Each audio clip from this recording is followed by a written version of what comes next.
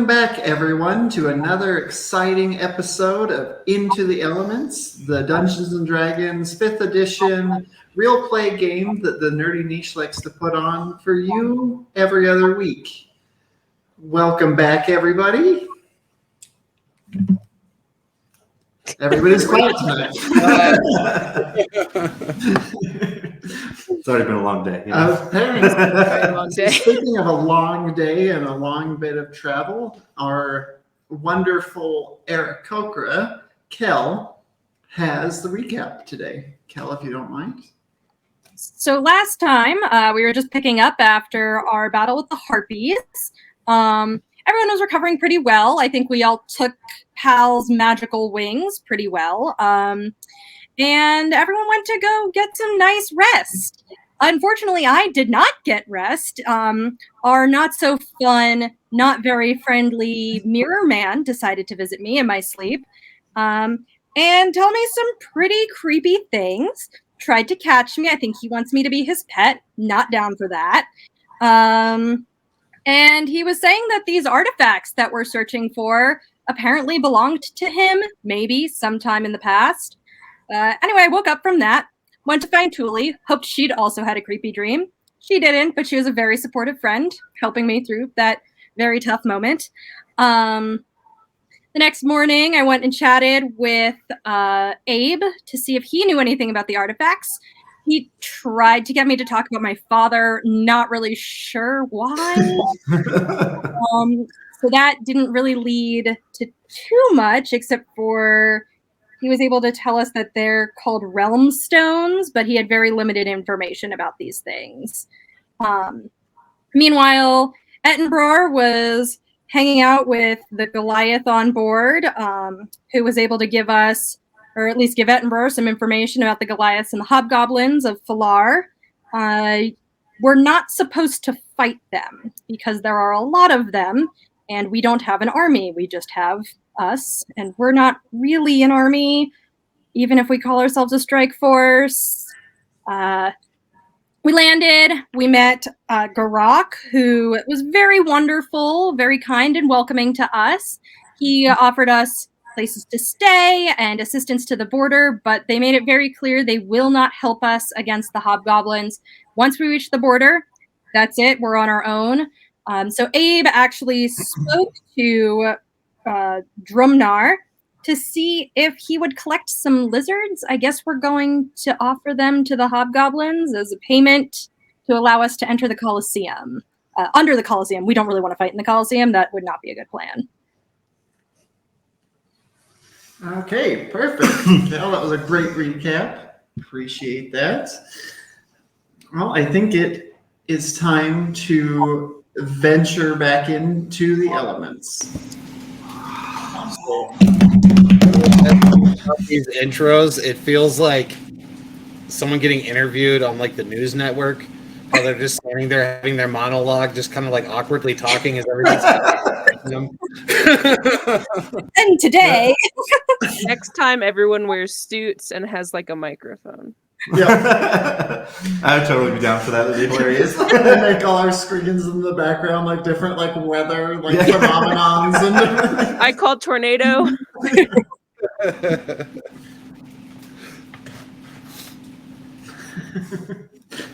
Perfect. Immediately derailed like we do. Yeah, I had to bring that up because that's what I was picturing that whole time. Just Kel in a suit, just like. Okay. So you are in Falar.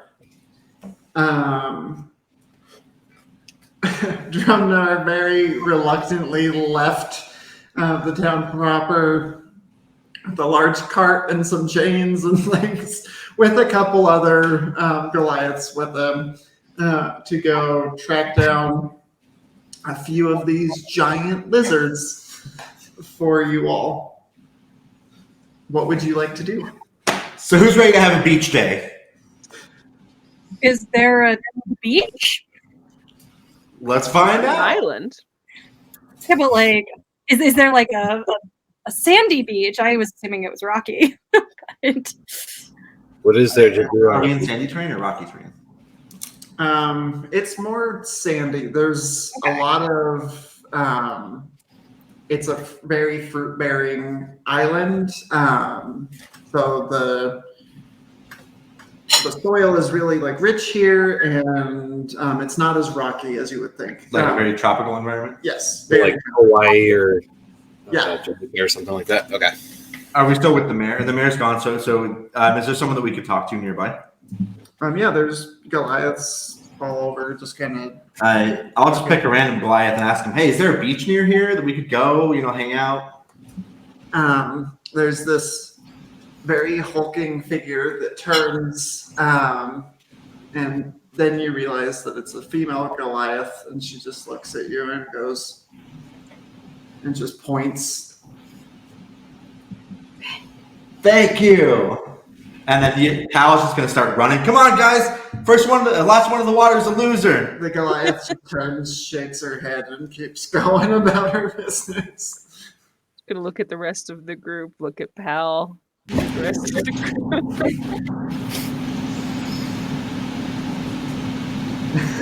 I'm going to be by myself. What is there to do? Running towards the beach, very slowly taking off his armor pieces. Question for the DM. I've been pretty much landlocked, right? Yes. Always. Okay. Yeah. For So you. I look at the rest of the group and I say, what is there to actually do on a beach? I believe you relax potentially. swimming, sun do tanning. Oh, Mm. You might enjoy the beach, or you might not. I'm not really sure. only one way to find out, and someone needs to collect those pots and pans. There's I just want to sigh. I I'm going to turn around to see who's following. So slowly follow picking up the pots and pans. Yeah. I'm going to say, that's right, guys. Let's go have some fun. As you're going towards the beach, and you're like about out of your armor, and you go and start running into the water, completely naked. Yep. One of the Goliaths just kind of looks over and goes, "There's some even bigger lizards in there." Yeah, I guess if they're this close to shore, then I get to be a snack, don't I? Good luck. Fucking tourists. I'll say more in the shallow area where I could see if I needed to. Okay. Depending on how clear the water is. I wouldn't obviously venture too far out, but I'm gonna go for a swim. We're near some water. Why wouldn't I? around. Yep. I'm gonna kick all of Pal's things into a pile, find his clothes and just dump all of the pots and pans on top of it. Pal's just floating flat in the water and making a waterfall, just putting water in his mouth. The water is actually not too cold here. It's pretty warm. Nice. And it's very clear, not really polluted in any way. Every now and then there's pieces of plant debris kind of going through. But other than that, it's nice. There's tons of fish just kind of getting out of your way. Come on in, guys. The water's great. I'd prefer not to. I'm going to climb up and rest in a sandy area, well away from the water. Likewise. Kind of crunch down into the sand. I walk up with Sonora and I'm kind of assessing the situation too. And it also depends on what Kel and Tuli were doing here. Fair enough. So Pal is swimming around in the water and everybody's just staring at the ocean. Basically. Fair enough. I'll make a sandcastle. I would like to fly up and out over the water. And as I'm flying over Pal, I go, "Hey, it looks like there's something with a lot of teeth heading your way." Okay, when you say that, also give me a perception check. There actually is. I mean, I was just gonna make it up, and there wasn't gonna. Oh, that is a nat 1. Yeah, you don't see anything, but yeah, you can definitely say that. I am still saying that. Very, Um, convinced that I have seen something. Give me a persuasion check. right. Give me an insight check. Insight or no persuasion for me. Yep. It's a 10. well, I rolled a natural 19, so 20. Yeah, you don't believe Kel at all. They weren't very convincing. They kind of like giggled to themselves. They're flying enough. Uh-huh. I am going to. So who's near the water right now? It sounded like everybody's kind of a ways back from the water. I'm at least close enough that I've got wet enough sand to build a sand castle. Okay. Probably just hanging back with Sonora. I'm like 10 feet above you. I'll start swimming ashore to try to get some other people to get in. Okay. No, my phone's in my pocket. My phone's in my pocket. You don't have a phone.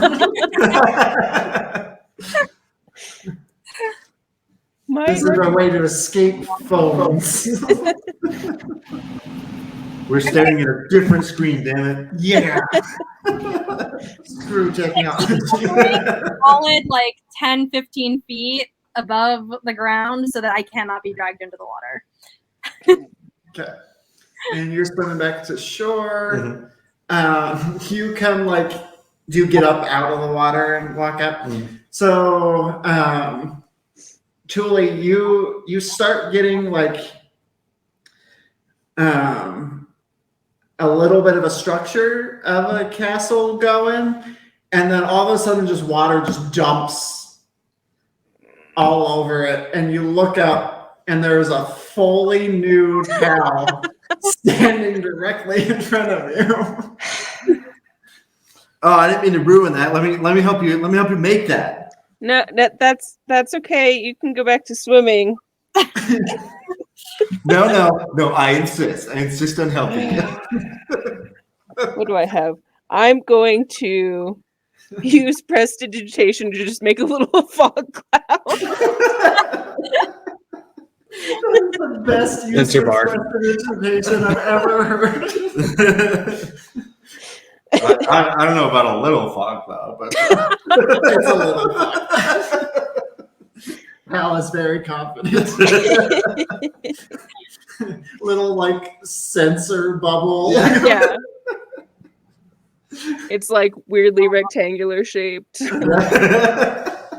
Just like if you watch Naruto at all when he does the sexy jutsu, the little clouds. yeah.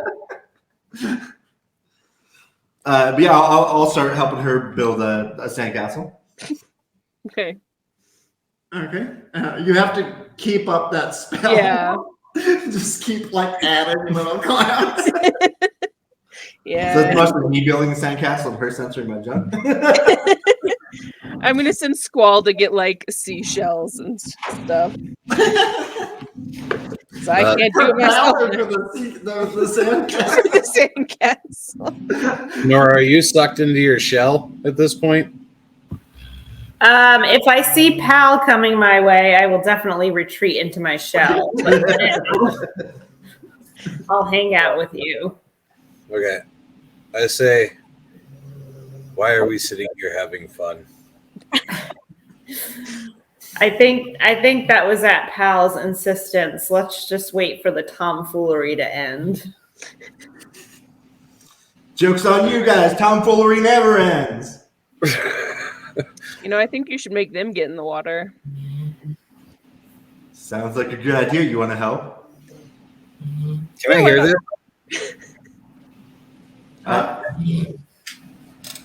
Can I hear this, Edison? Yeah, you're not Unless they're trying to be quiet about it. Well, I do want to be quiet about this part. I'm going to say, make people float, can't you? Once. I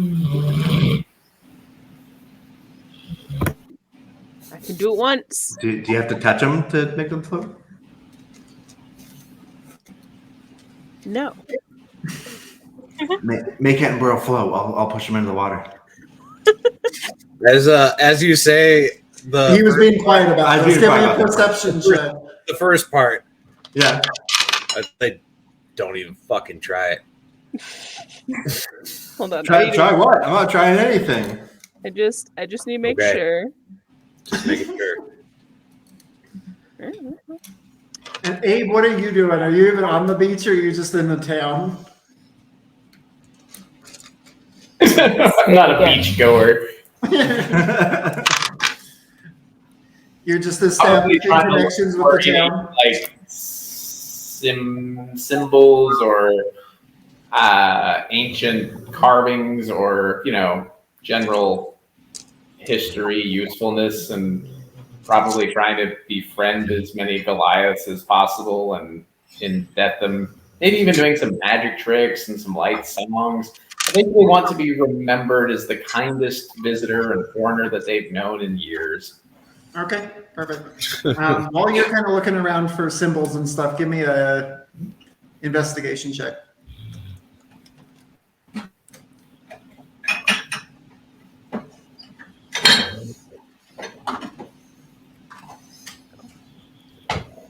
$16. 16. Yep. So one thing you do find as you're kind of walking around the town, you come to an area that there are like old, kind of broken down, corroded statues, and they have like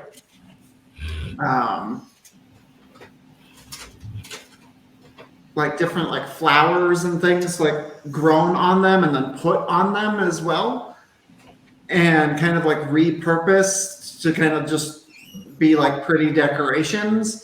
But with that, you're able to kind of look at them and you can tell that they're old sculptures, like renditions of like warriors. Like you see some broken shields and stuff to the side that have kind of crumbled over time. And it looks like the way they're kind of placed, and there's some missing in between, but it looks like this was almost like a pathway of like with statues of warriors that spanned quite a ways. Are they Goliath oriented or pre-Goliath? Give me a history check. I would also ask somebody, but Yeah. especially when I roll a 1, so a 3. It's really hard to tell just from the weathered nature of the statues. Give me a persuasion check as well as you're talking to the Goliaths. 25. 25. So as you're kind of looking at them, you actually notice not too far away from you, Garak. He's helping people like carry like these giant baskets of fruits and things. And he kind of notices you as well. And as you've been kind of playing instruments and doing things as you're just kind of walking around, and he just looks at you and goes, "Curious about the statues?" Absolutely. I like to pass along histories through my songs, and so the more I can learn, the better. I'm always happy to talk about history, as long as you're willing to work. Carry a few baskets and walk with me, and I'll tell you some things. Are there any like young Goliaths not doing anything nearby? Not really. Like everybody here seems to like work. Like there's not really, nobody seems to be lazy or anything. Some people are kind of on like breaks, like eating and that kind of stuff, but everybody seems to work their fair share here. All right. I will look for the smallest thing that looks helpful and pick that up. Okay. Yeah, he kind of, after he said that, he kind of smiles, and you see a few like younger children, like Goliaths, that are only a little bit shorter than you. And like they're helping some, but they're kind of, playing more. And he just kind of like walks over to one of them and he goes, "Will you give him your basket and go play with your friends?"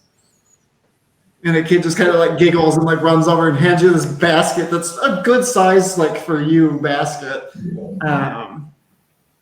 And he takes a few empty baskets as well. And he walks over to an area that they're kind of like pulling the fruits down and kind of stacking it. So you would just need to like fill baskets and then carry them to the other areas.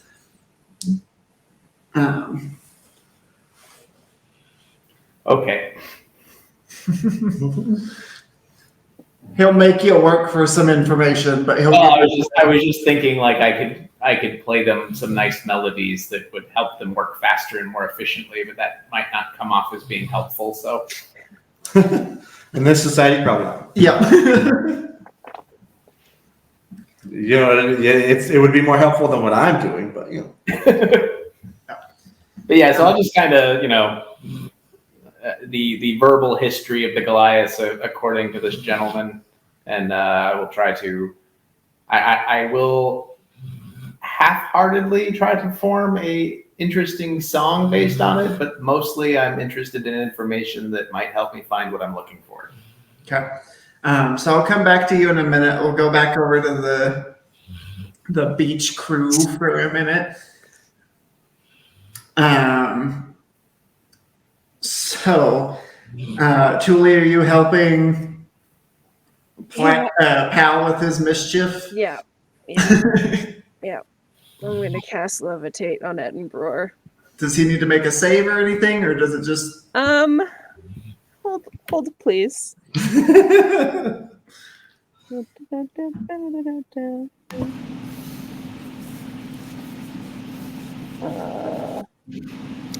An unwilling creature succeeds on a Constitution saving throw, Con? or is unaffected. Yes. Okay. Right. 13. Haha! You fail. So Sonora, as you're sitting there talking to Edinburgh about the tomfoolery that's happening with the other two, give me a perception check as you're kind of looking over at the two of them.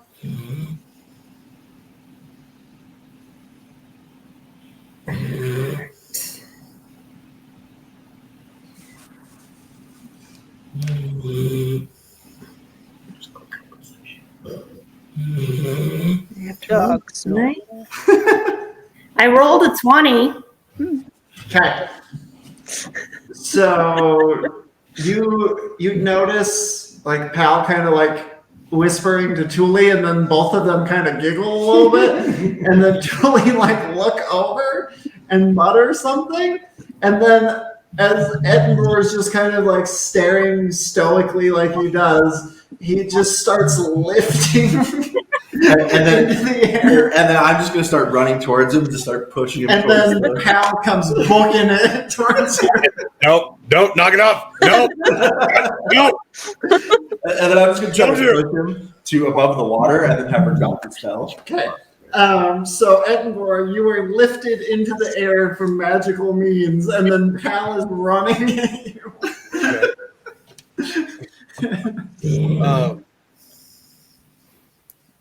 Okay, it's loading. I don't say anything more than like trying to tell him to knock it off. No.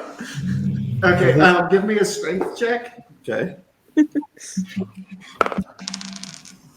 17. Okay. Yeah, I'm not gonna have you do a contested because you have no like leverage. So you're Yeah, no, I'm just like, being pushed. pushed, and then you just start like spinning in the air as he's like pushing you, and you're just nope, nope, nope, nope, nope.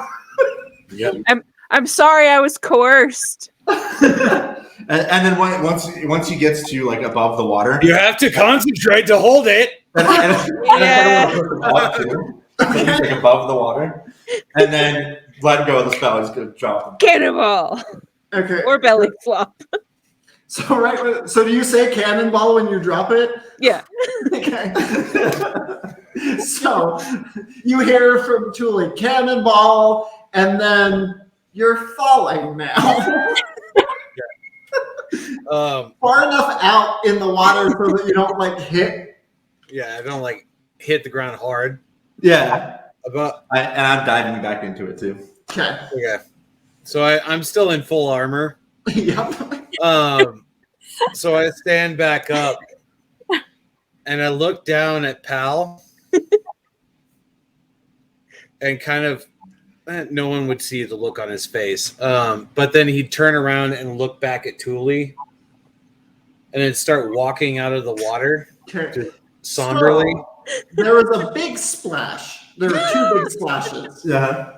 Yeah. So as you're looking at Thule with this like angry look, Mhm. Thule, Yeah. you see behind the two of them something start to rise out of the water. Hmm. So Something very large. just to get this straight, Pal is still underwater at this point, right? Yes. Okay. Give me a perception check at disadvantage underwater. How far away would you say that the two of them are From the thing coming up in the from water? me? From you? Probably about 100 feet. Okay. I'm gonna when I see something like moving behind them, And I'm Kel gonna would cast- be floating above still, right? I'm still flying. I'm watching. I'm gonna Oh, cast yeah. I'm gonna cast wind wall between them and the thing. So, actually, I forgot that you were flying above. Yeah. So you're like laughing as you see like Ettenroar get like floated over and dropped in the water. And then you start seeing a shadow underwater. A massive shadow of something swimming closer. And then like part of it's like very wide, and then the front part of it seems to be pretty long out. And About how you got a 3? Yeah. Yep, you're just swimming around underwater. can I You're tell like fine. how large this creature is? From end to end, at least 80 feet. Okay. Probably about like 40 feet wide. Okay. So I am going to. I need to double check how many people I can affect with this. So wind wall. And then I was going to cast my it's Psychic Whisper. I just need to see how many people I can affect with it, but definitely to Pal. Okay. One second. So while you're figuring that out as well, so Thule, what you're seeing, this thing coming out of the water, Yeah. it's just a head. Mhm. And it's the size. I'm trying to get a good. Yeah. He says just ahead, but how far ahead?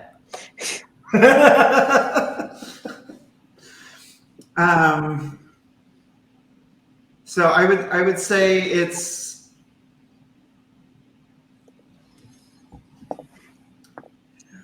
reference I'm going to use from our world. It's about the size of like a Volkswagen Bug. Okay. So it's coming out with this long neck. It's essentially like a Loch Ness monster kind of scenario. Yeah. Coming up. here as it just like dripping water down.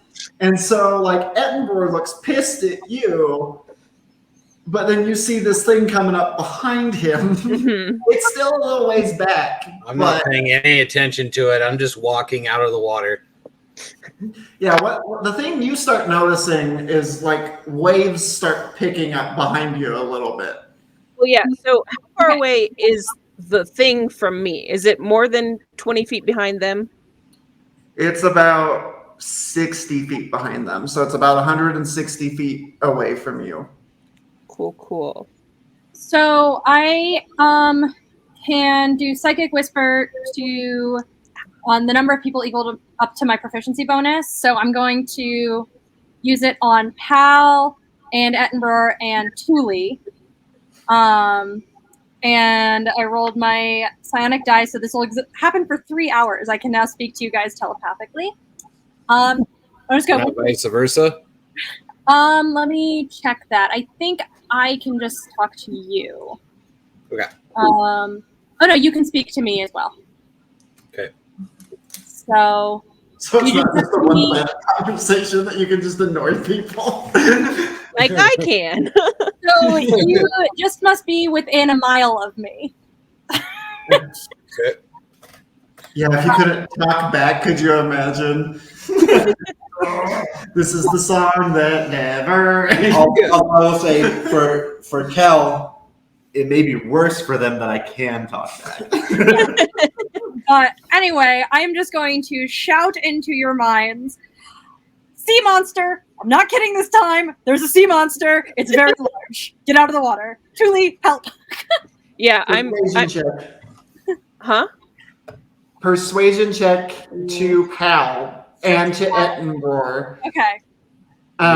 Insight checks from both of you.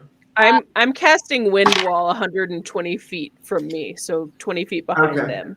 Perfect. 17 for my persuasion. Not that it'll do much, but it might 14 or 15. cause waves. 6? I'm +5, but I rolled an at 1. In my head, I hear this, right? And I would know that was you. You should be able to like recognize my voice. Yeah. I'd say, why the fuck did King Acades choose a fucking group of children in his head? And he's just hanging out like storm out.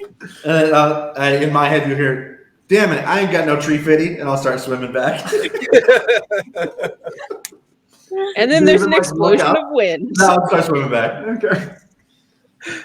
Yeah, there is a gust of wind that comes up behind us, but still, Edinburgh is just like, You didn't look back either. nope. So. Because I rolled a 14, so I didn't believe it. It's just all games that are being Yeah. played right now.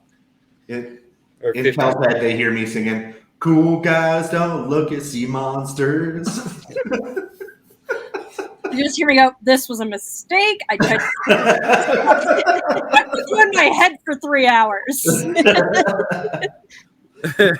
that's when you just told him that he had 3 hours. I actually don't know that I would know how long it is. You would have a sense of how That sounds long. about Yeah. right. But I would probably be like for a couple hours. Okay, so Sonora, Thule, and Kel see the sea monster. The rest of you just come back to the beach, and when you finally look back, it's left at this point with a wall of wind kind of going up in its face. It kind of got discouraged as everything left and went back on the beach, and then it just kind of sunk back into the water. It's So staying Edinburgh- close, but it's not actively hunting anymore. Edinburgh comes out dripping in water, or with water from every crevice of his armor. Oh yeah, it's just pouring. You can see he's just like steaming at this point. He said, "I fucking told you not to do it." Just storm off of the beach and walk up towards the Goliath village again. Okay, so now back to the village, and Abe walking around with Garak. He's kind of talking to you, and he's just. What would be like the first questions you would ask him?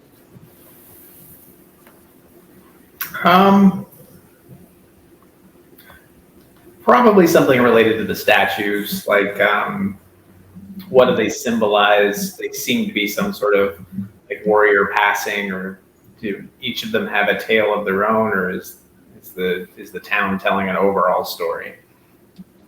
Yeah. So he says, honestly, there's legends, but they're old.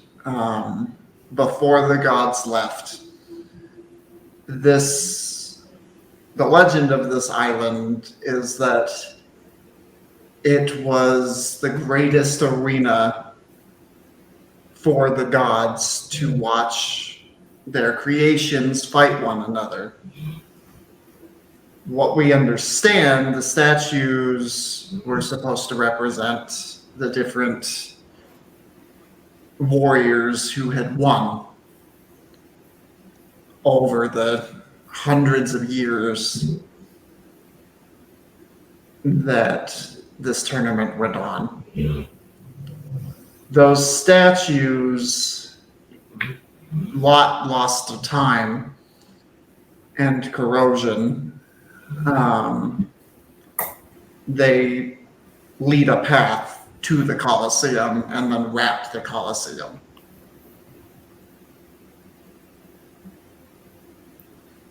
Were these like daily events, yearly events? Like, how were the champions determined?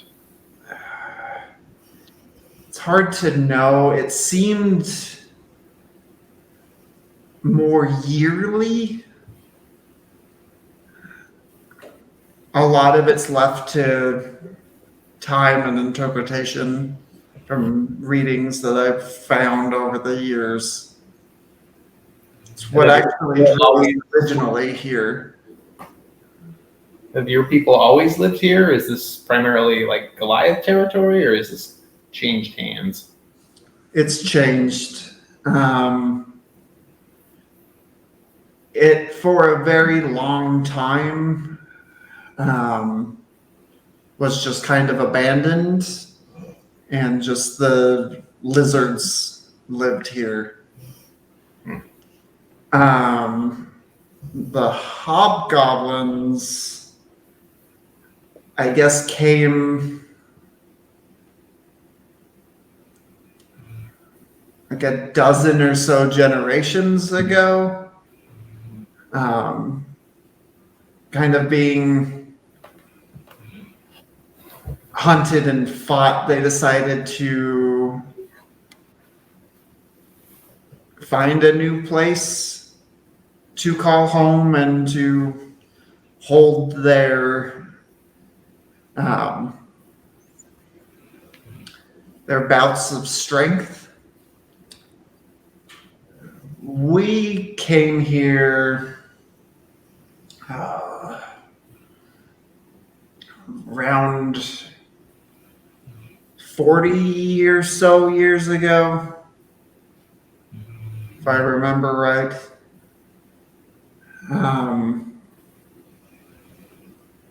I was the leader of the tribe that came here.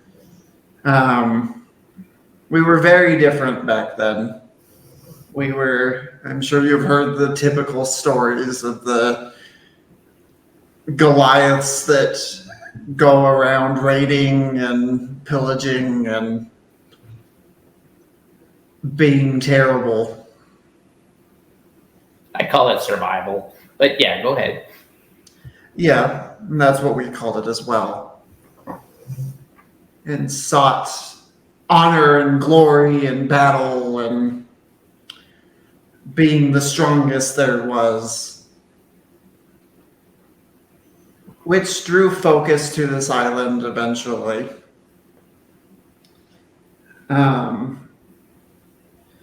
Back then, we called ourselves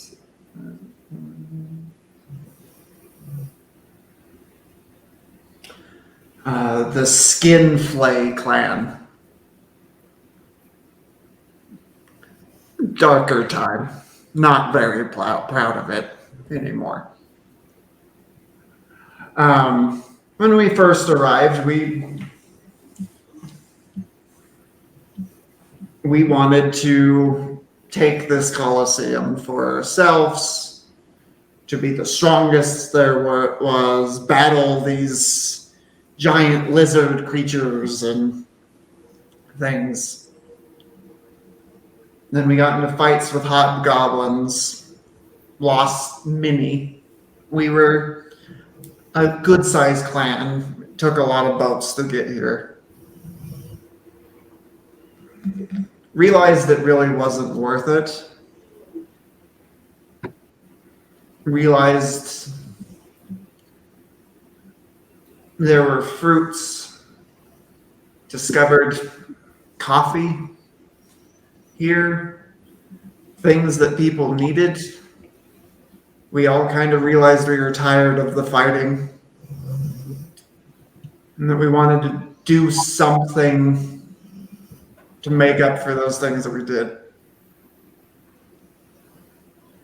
So we started Philar and have tried to have peace with the hobgoblins. Sometimes we do, sometimes we don't. It kind of depends who's leading them at the time. And what adventurers come in here seeking glory or whatever it is they're seeking. We've had them fuck things up a few times. Which is why we're very clear that we're not aiding once you leave that boundary.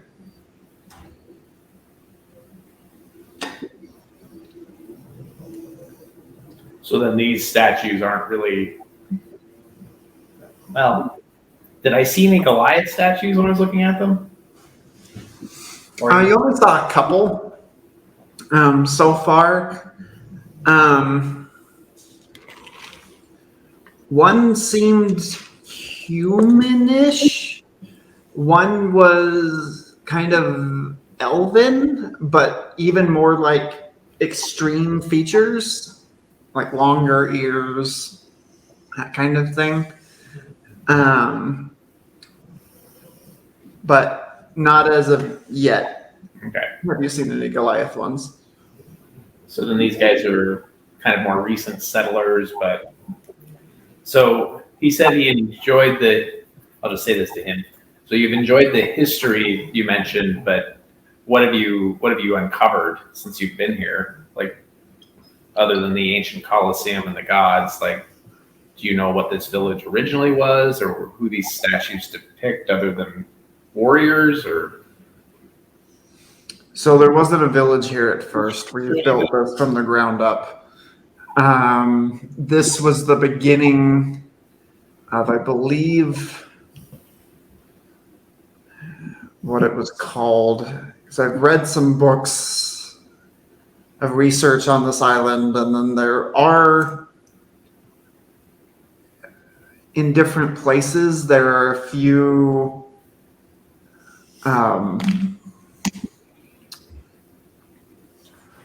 stone tablets that have very old writing. I would much like to see those. There's one not far I can take you over.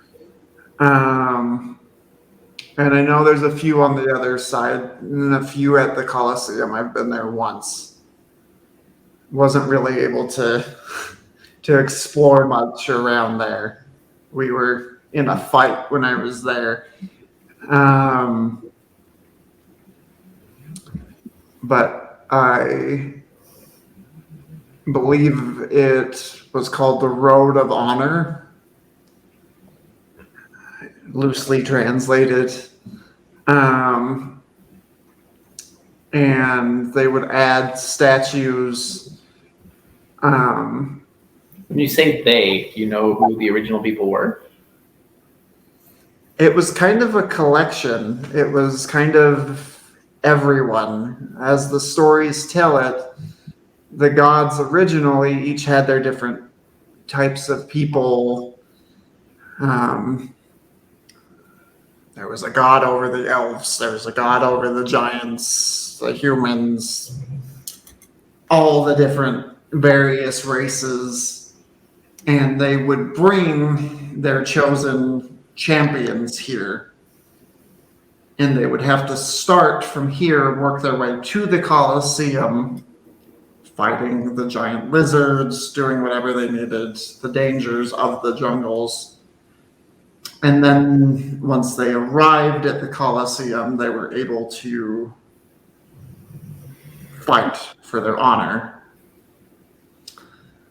There are also legends of kind of an armory or a treasury. It's been brought up in different ways in the different readings that I've seen, that is held under the Colosseum. And it's kind of a labyrinth of sorts, but part of winning the honor and winning the Colosseum was you were taken then in to the armory, treasury, whatever you want to call it, and given something. Different variations of things, some weapons, legendary artifacts, that kind of thing, which is part of the reason for wanting to come and do that, other than just honoring your god or being forced to, depending on the god. Do you think the hobgoblins have uncovered that? It seems like they know of the labyrinth beneath, but that's not their focus. Theirs is pure honor, fighting. They like to die in battle, so sometimes they force it upon themselves.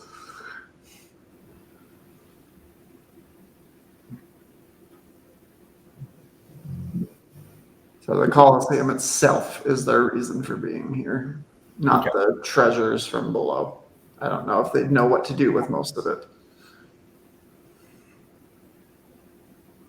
So with your dealings with them, do you think an offering of beasts would suffice for safe passage? Or do you think they'll want more? Maybe. This ruler that they currently have, what was his name?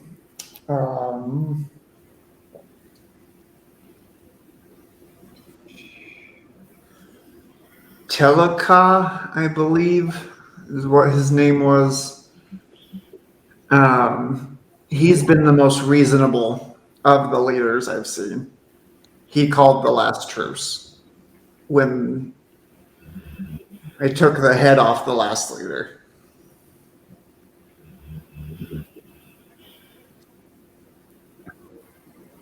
Possibly. It might work.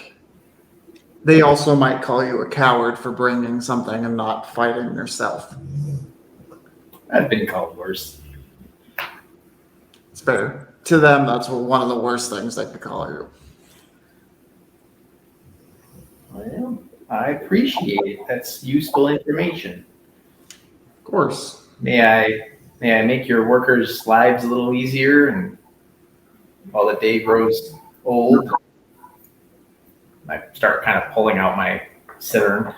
Oh, musician. Yeah, should be good. We have a few that try their hands at music here, but don't tell them I told you this. They're rather shit. And I will take that opportunity to find a shaded spot and pull out a flask and have some water and play a soothing, maybe soothing but somewhat battle-oriented, like Song of Rest for everyone in the vicinity. Okay. Awesome. So as you're finding this shaded spot after kind of talking for a minute, you see towards the beach Ettenroar fuming, pissed off as just like his armor is just leaking water and he's just like pushing past and like swearing to himself and just coming into the city proper.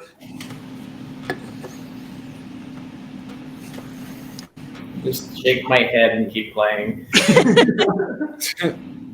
I'm just gonna lay out tanning on the beach. Just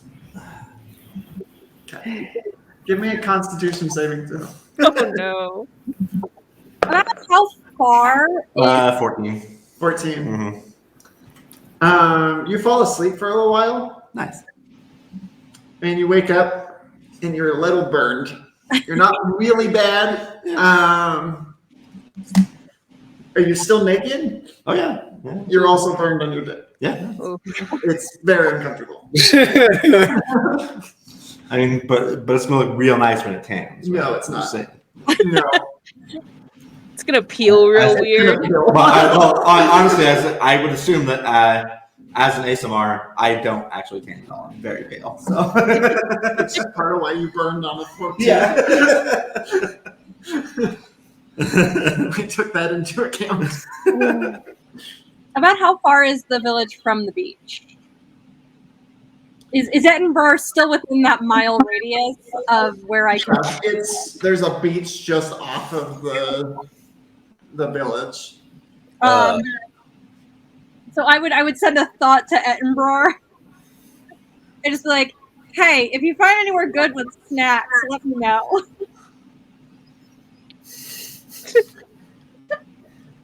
Silence. You just hear in the head. He's ghosting you. You're sighing. Did you say good with snacks? Is that what you? Yeah, any good snacks. Good snacks, yeah. So as you say that, you look around and you just see mountains of like tropical fruits. I want like a snack stand, like a place to go buy snacks. A snack shack. Next shit. I would be looking for some kind of temple, preferably to Tempest. If it's there, I'd probably ask around if anyone knows of anyone. Okay. Kind of asking around. You find an older Goliath woman, and she looks at you and she's like, you're a Goliath I haven't seen before. You're just visiting? I'm from a different tribe, so yes. Hopefully not here to cause any trouble. I hope not. I can't say the same for the rest of us. No. Like an honest answer. Are you a holy man? Yes. Can you point me to the nearest Temple of Tempest? Or if Tempest is not prevalent here, nearest temple of any kind? Well, we don't have temples to specific gods.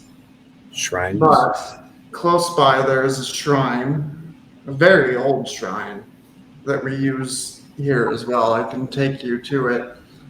We've hung symbols. There were some already there as well of many different gods. I believe there's one for Tempest there. I would greatly appreciate if you can lead me in that direction. It's about an hour's walk if you're okay, if you need to tell your friends that you're venturing off. They're fine. As I'm hearing snacks in the back of my head. She kind of gives you a look over, like the water's still kind of draining little bits out I of could your have dried him armor. off, but You walked away before I could press the digitate. Yeah. Are there any smoothie shacks at Edinburgh, maybe? Please take me now. can we hear what you're saying to Edinburgh, or is it like I was just Three saying separate. directly to Edinburgh. okay?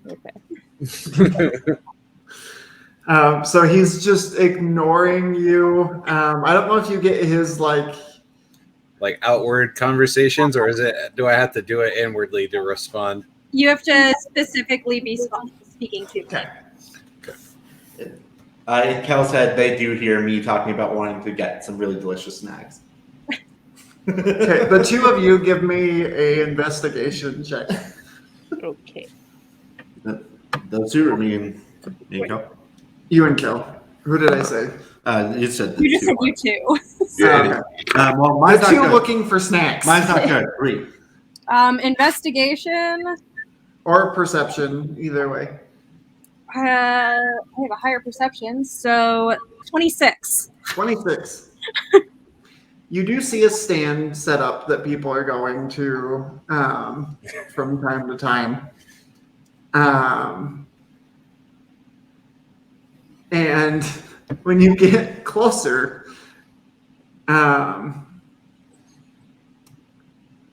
it has a big sign up, but it's written in giant. Mm. Do either of you read I don't believe so. No, giant? no, I don't think so. The person that does is rather mad at you right now. And I'll also use lesser restoration on myself to restore myself after the burn. Okay. God, wouldn't that be nice? I know, Yeah. right? I'm still like recovering from sunburn. I know you can't tell. Perfect.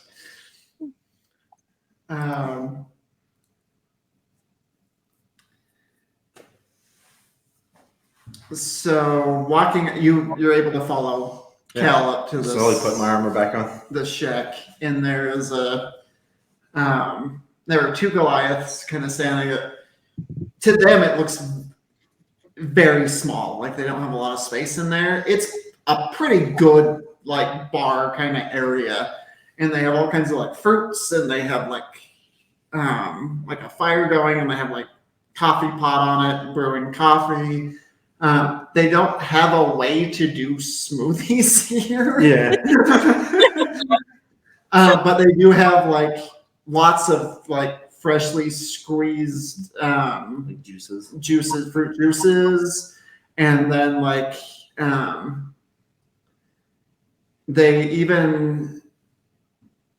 they have this area that they've like dug out in the sand, and they put cold water through it, Mhm. and they pull out a bucket, and it's like a chilled area, and they have like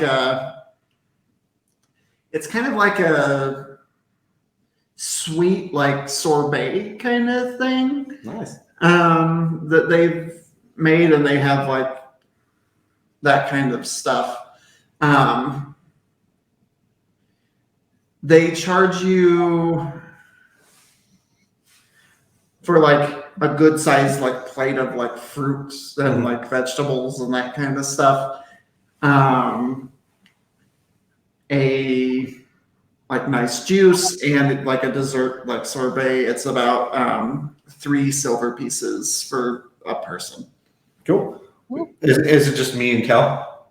who's currently locked up. Yeah. Okay. Well, I'll pay for me and Kel. Why, thank you, travelers, coming to the best damn snack shack on the whole island. And the female one turns to him. She's like, the only goddamn snack shack on the goddamn island. Hey. God's damn island. Then he's still right. It is the best. It's true. It's also See, the worst. these people, they know talent when they see it. I see a lot of talent, buddy. Yeah, high five. High five Yeah. you, and then he like turns over and he pulls up this big pipe and he starts like smoking something and just kind of puts it to the side. I immediately just start like shoveling the sorbet into my mouth. It's very good. It's immediate brain freeze, Cool. but it's very good. So, I don't get brain that, and then I just like squawk. I can eat that crap as fast as I want. I don't get no brain freeze. Goddamn paladins. Meanwhile, there's birds squawking over here because of brain freeze. I'm like, no, it's good, it's great, it's As a great. medium, like, people assume that I don't get brain freeze when I eat cold things because I don't have a brain, but that's not true.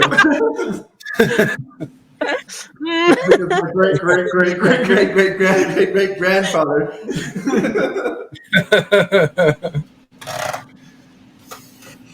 As you're saying all this, the guy that just smoked something is just kind of like staring up into the horizon. Should get some of that for some Pal Puff. I was about to say, what's he smoking over there? Give me a perception check. Call it the devil's lettuce. Asmodeus' lettuce. Uh, Asmodeus is asparagus. 17. In some circles, it's called infernal lettuce. 17. It's a type of stinky like herb Okay. that is known to give you kind of like a high feeling. Uh-huh. And we're not going anywhere right now, right? Like we're going to sleep in between these two things. That's the plan. I'll slide him over one of the pineapple puffs I made and say, I'll give you one of these and I'll try some of that. I'll share this. What the fuck is that?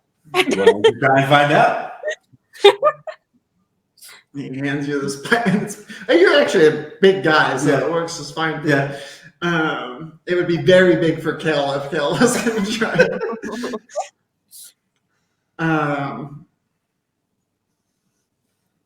So I'll have him try the puff, and it definitely is one of the magic ones. So. Okay. He takes a bite of it. He's like, damn, that's really good. Yeah, it's going to be even better in a few minutes, man. Does it have drugs in it? Yeah, it's got a lot of drugs in it. A lot. So is that. I know. He just starts eating it. We're just gonna come back to collect everybody, and Pal's gonna be sitting next to this dude at the stand, just giggling. Yeah, That's exactly what's going to happen. pretty much. Constitution saving throw, Jeremy. I'm back to my sandcastle with Squall. Give me a performance check. Hal, have you started eating your sorbet yet, or have you been mostly just like, Oh, I started having sorbet. It's really good. okay? Because like, if Kel notices that Hal is getting really high, they're gonna try to steal the rest of his sorbet. You probably could, though. Switcheroo with like their juice and his sorbet. I got a 17 performance. Give me a sleight of hand at advantage because he's distracted. I got a 17 Nice. on my sandcastle. So I rolled a 17 on my save. Okay. I got a question too. What is Sonora doing Yeah. during all this? I'm watching the goings on, but is there, you said that there was like fruits and stuff that are available that are not on the snack cart, like just in the, like hanging from things. Yeah, there's fruits all over the place. There's like stacks of fruits. And you notice like from time to time, like Goliaths, like as they walk by, they're like grab one and like peel it and just like eat it as they go. Okay, I'm gonna eat some fruits. Okay, so you're just sitting there kind of on the beach in a shady area, kind of eating. Abe's playing music, watching the bumbling group that he's come along with, playing little melodies. Professionals that I hire to do a job, yes. That some are now doing. Oh wait, no, I didn't hire them. That's right. I'm just going along with them. I forgot. Hey, no one said I was a professional, okay? 22 for my sleight of hand. Yeah, you absolutely have that sorbet, I'll tell you that. You're very surprised at how quick you ate that sorbet. That must have been really good. I don't even remember it. He just slides you another one. He's like, this one is extra sour. It's really fucking good. How did this get here? It's always been here. Like, isn't that weird to think about how everything's like always been here in a way? As you're having your My spoon is just like scooping more of Pal's sorbet. perfect. And then so you said you were going to take some stuff over to Thule. Is that what you were saying you were doing, Kel? Oh, well, I would steal some more of the sorbet and then, yeah, I would go over back to Thule. Okay, so as you go back over, with a 17 for a sandcastle, like that's like professional sandcastle like technique. So I'll let you describe your epic sandcastle Right. or whatever.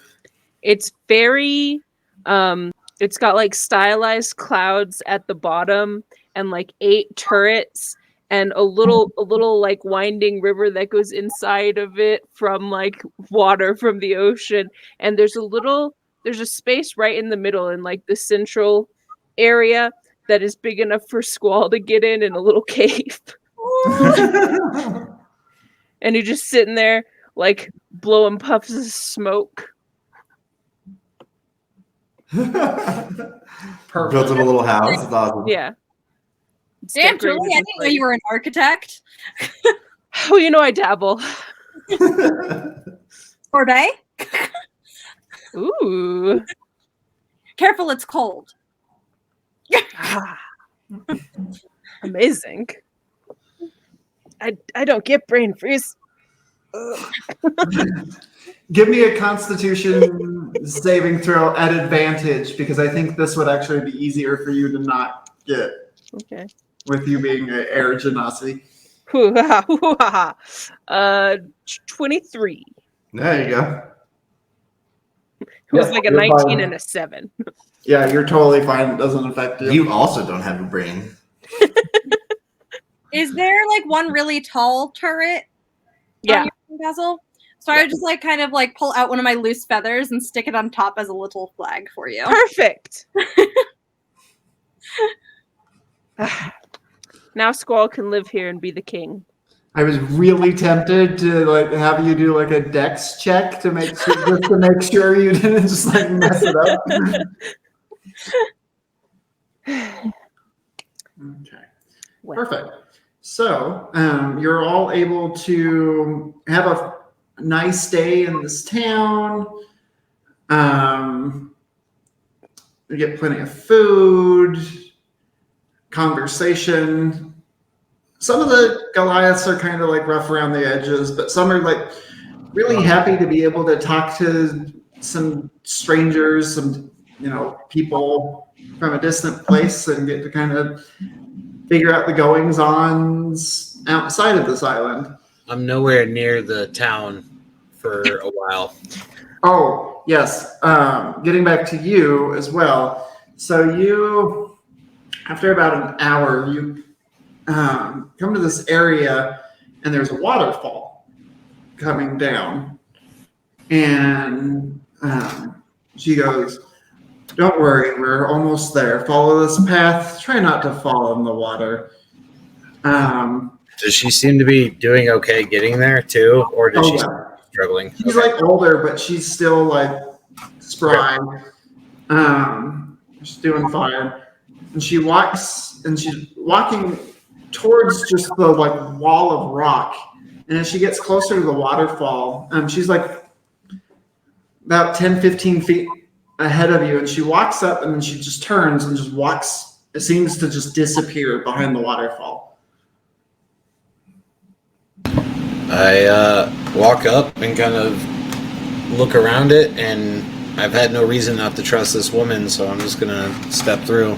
Yeah, once you get closer and like it just was like a weird optical illusion, like she just like disappeared. But when you get closer, you realize that it's the way the rock face comes down, when you get to that side of it, there's like a good sized space that you can just walk right behind the waterfall without getting wet at all.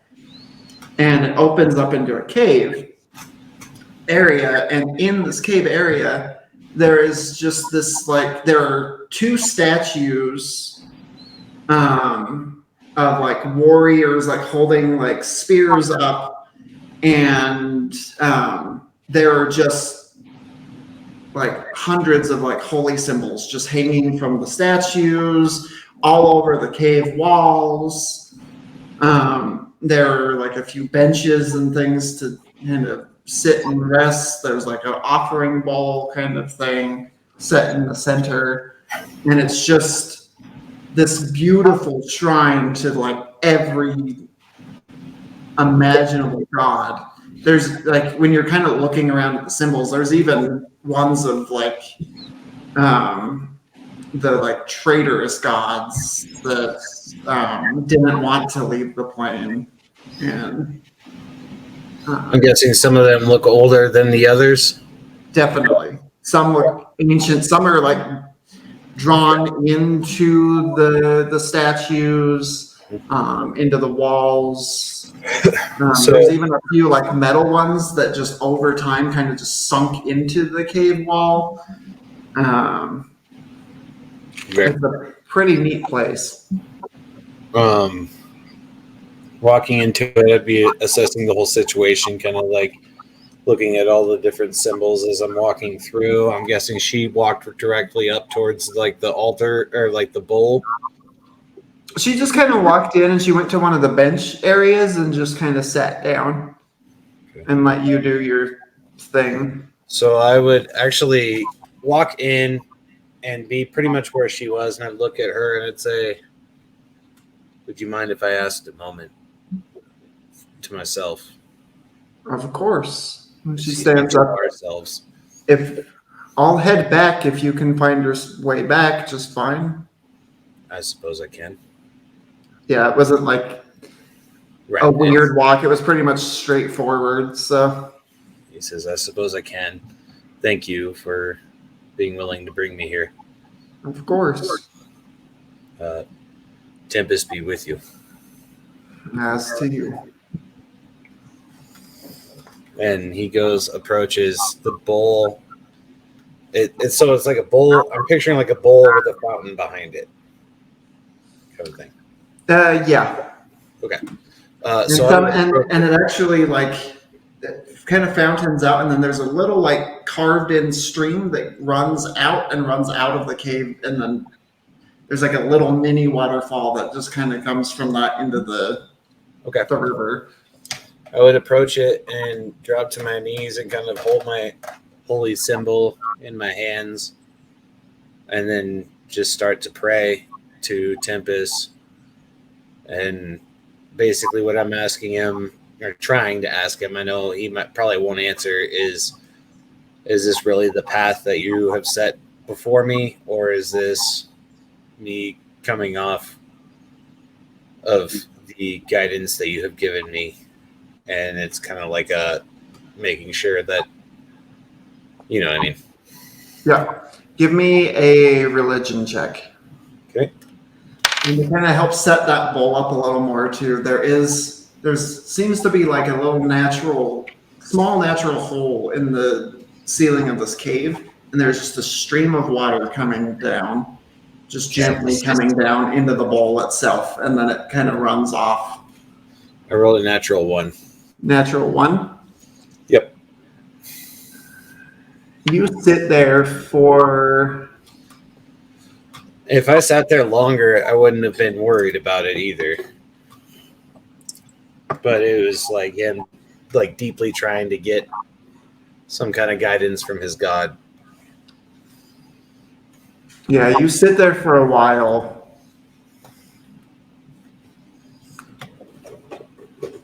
And so far, nothing. How long is a while? Like a solid hour. I'd probably give it another before giving up. Okay. Do you ask anything else? I'm basically still focusing on the same things, just trying to find guidance and trying to find if what he's doing is really the path that was bestowed. Okay. So with Tempest, the god of the storm and everything like that, you kind of walk up to the bowl. God of War as well. You put, yeah, in God of War, you take your hands and you just kind of put them in the bowl and start collecting the stream of water itself as it just kind of overflows more. And you ask this question again. Give me another religion check. Okay. Not great, but better.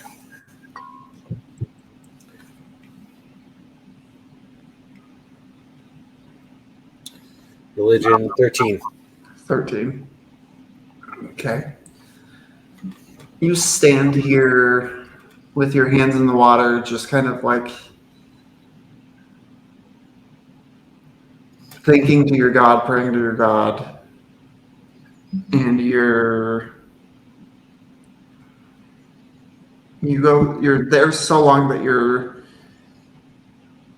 fingers are feeling numb from the water, and you're getting the wrinkly fingers and everything. And right when you're about to give up, you open your eyes, and the stream has picked up, and it's filling more and more. And it's overflowing, and you're feeling the water start to run down your arms. And you're getting this sense of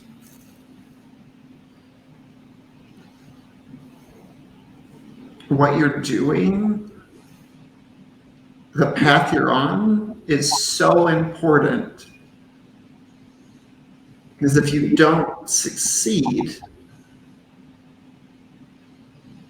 it will open a flood of sorts into this world. Okay. It's not words per se, that's just the thoughts that come to you that seem to just kind of like hit your mind. Okay. Yeah, it's not him straight up telling me that, but Yeah, he's not a very direct god like Pallas. yeah, he's just holding his eyes shut, and he takes a deep breath in and exhales. And as he's going to pull his hands out, he notices it starts to overflow more, and then gets those moments. And at that point, he says, "Then give me the strength to deal with those on the same path." And then he stands up, does the equivalent of the Catholic cross, and It's more like a lightning bolt. he like Shazams across his Yes. chest.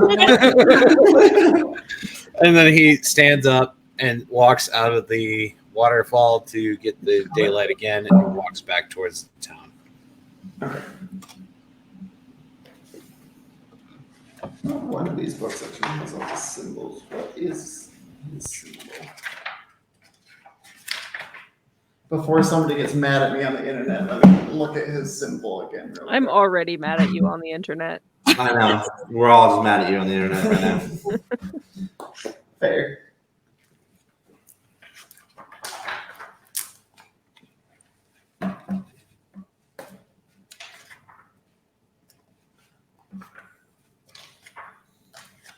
Okay. Was there anything else that anybody was going to want to do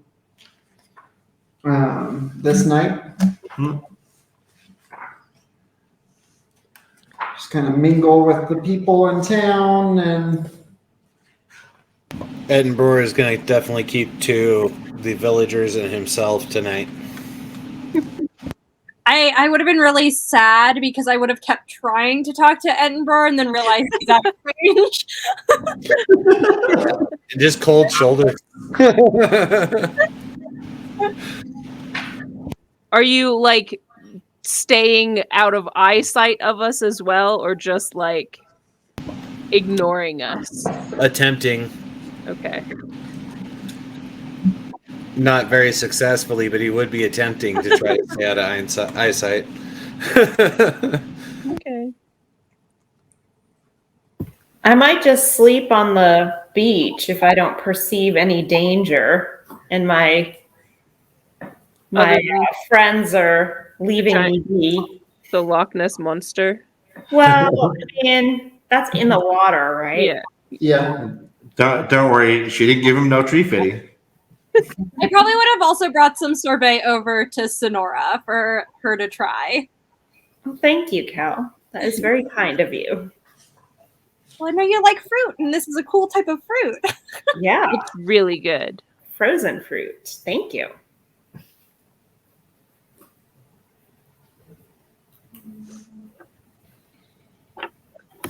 I'm probably at some point, once the sandcastle is complete and the sorbet has been eaten, I'm gonna send Squall on like a shallow swim and just like perceive through him, so I can stay dry on the beach but still go for a little snorkel. Okay. Perfect. And then at one point, Garak would come over to you and he'd lead you over to the tablet that he was telling you about. Okay. And a lot of it's weathered away, but there is different versions, like different languages on this. What languages do you speak or can read? I believe I have a fun little ability for that. Sorry, you kept talking about fruit, and I remembered I had a cantaloupe. Um,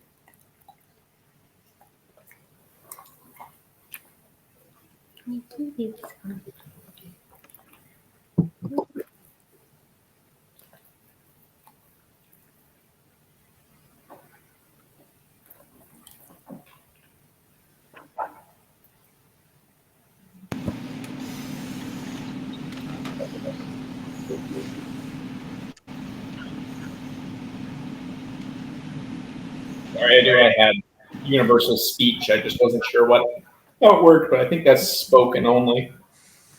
So, I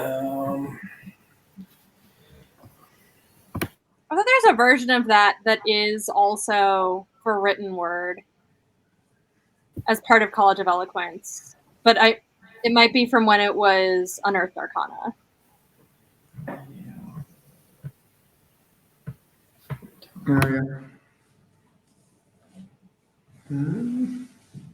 We lost Edinburgh. He got so mad he left. Like, I'm Jen with you. How dare you try to make me have fun? I can make people understand me. That's like the base thing in eloquence. But two things. One, I do have thin paper and charcoal. So one thing I would like to do is make a copy of this stone for future. Okay. If he's okay with me doing that. Oh yeah, he's totally fine with it.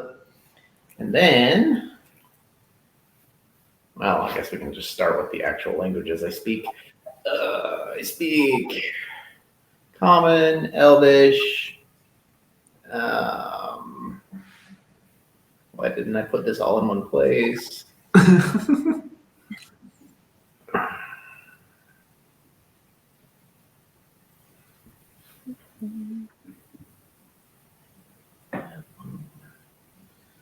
Oh. See, this is the problem. I made this character with you at one point, and I chose his third language, but then when I had to import it into this, I lost it, and we had a reason why he had his third language, and now I don't remember what it was. Maybe something to do with the background of the race. I want to say it was infernal or something, or abyssal, but Probably not anything that's on the stone. I feel like it was abyssal. Was it abyssal? Okay. I'll just change that here.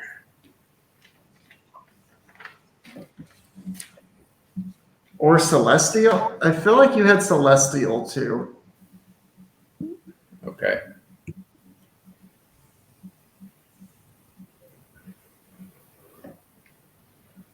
Yeah, I'm pretty sure you actually have both abyssal and celestial, if I remember right.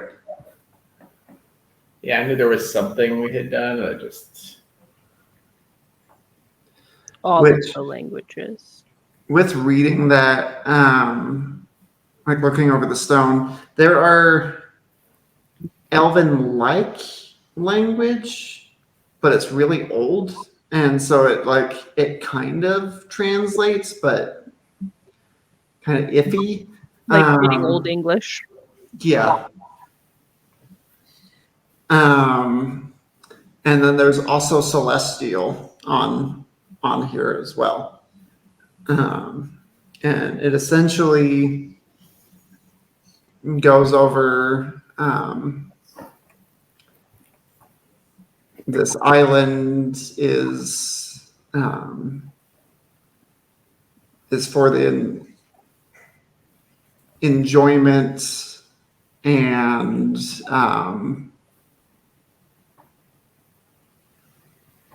the enjoyment and pride of the gods, and the gods chosen will come here and fight for glory, fight for honor, fight for treasure, fight to prove the true power of their god to all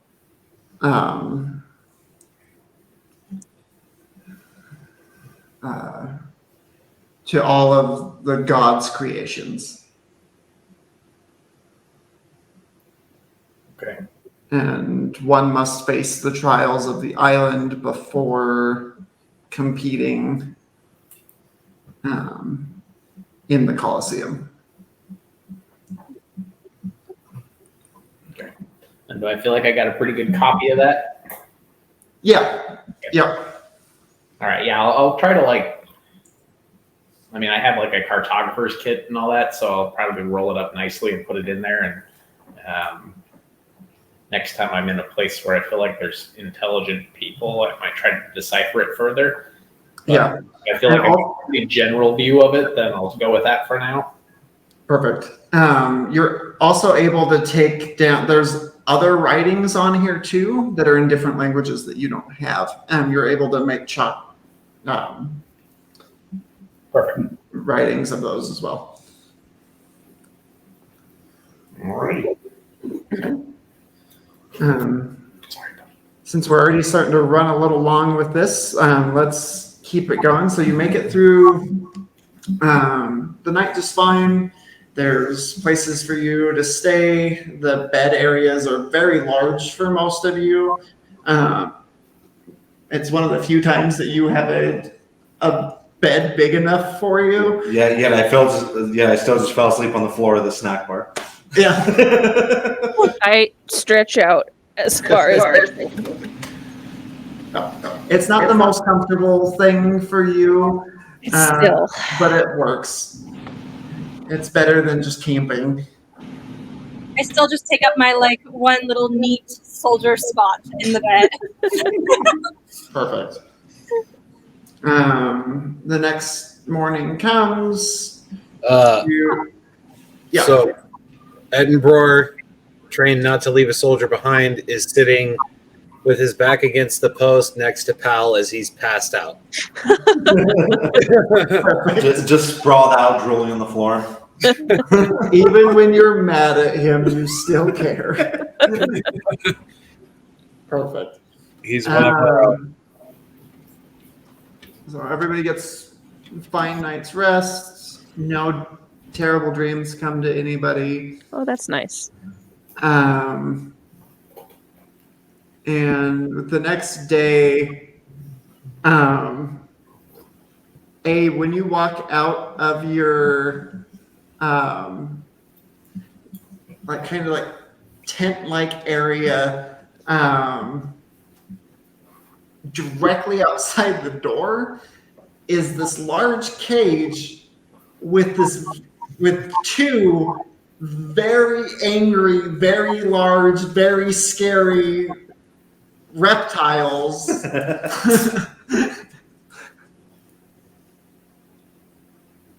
I'll just hold the gold in my hand, like staring at the dinosaurs, and try to like side eye and make sure the right person takes it.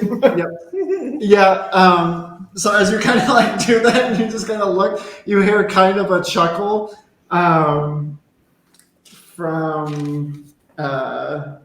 Drumnar, and he's like, "I told you we'd get you some." And they're essentially like big ass raptors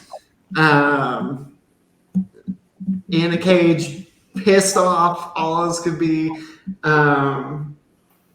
And the front of the cart,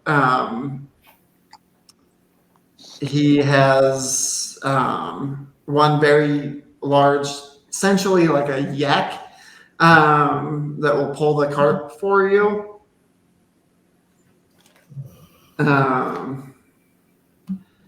And he's like, "You paid me half up front,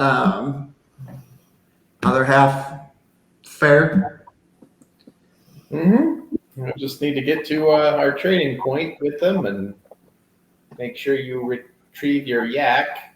Yeah, try not to get her killed, please. Yeah, well, I mean, probably be good if you came along with us, just Nope. to get your yak. And, No.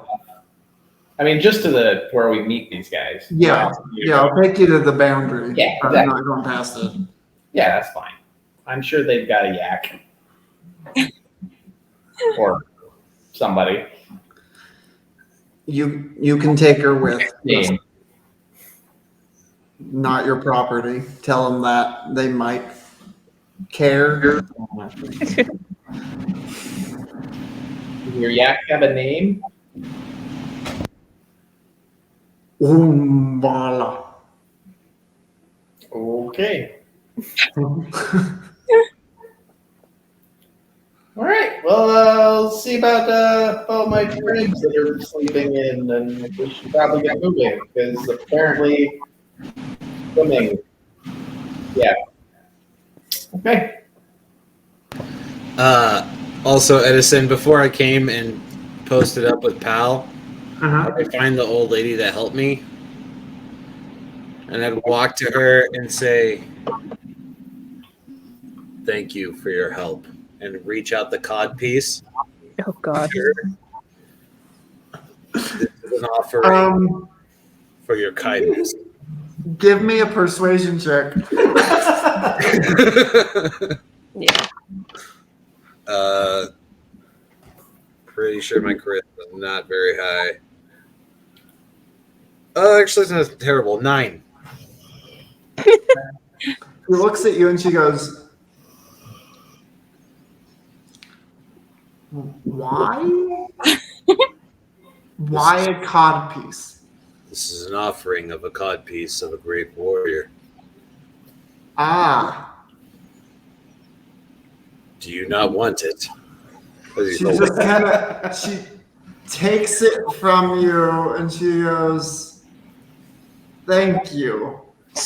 I will truly honor it always." And he bows and then like holds it for a second and then turns to walk away. And she just kind of stands there dumbfounded for a minute and then slowly like turns and walks back into her hut. And that's when I go to find Pal.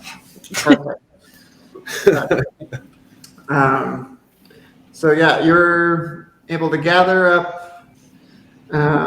Abe, you're able to gather up the group, the Pal Puff Strike Force, and venture off into the jungle. So for the first half of the day, you're led by Drumnar, He's very quiet most of the time. He's just kind of walking. The raptors basically are just like clicking and like roaring and hissing and Can I like bending at the bars. fruit and stuff from time to time? Huh? Can I like throw them fruit and stuff from time to time? See if they want it? I mean, I don't know. Yeah, they don't try to eat it at all.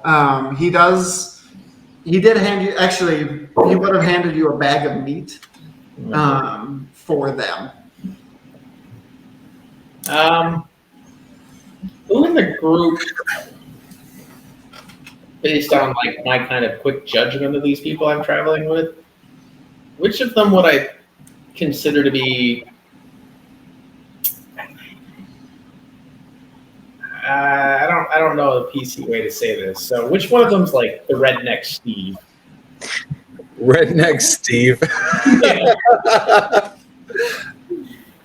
You've been in Arkansas too long.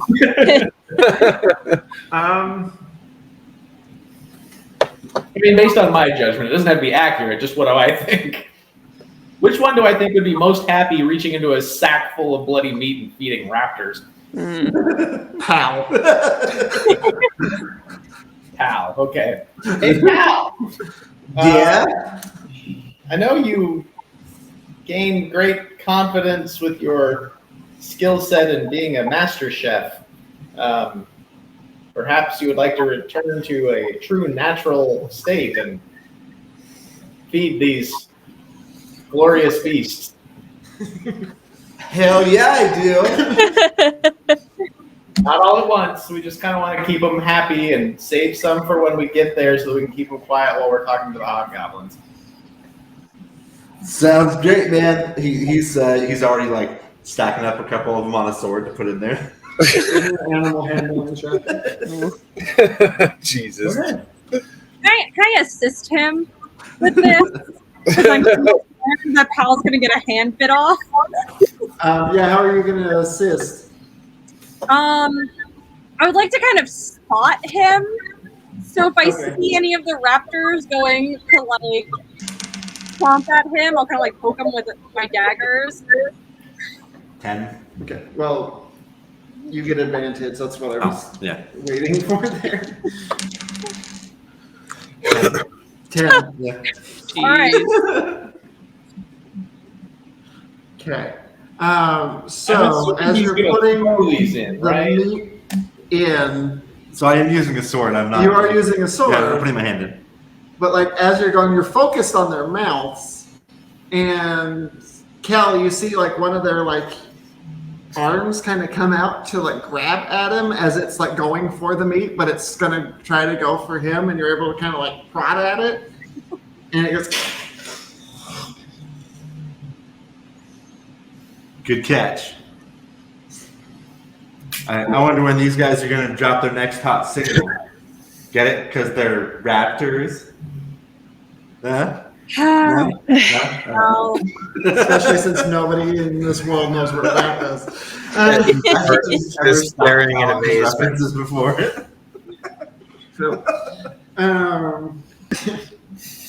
Okay.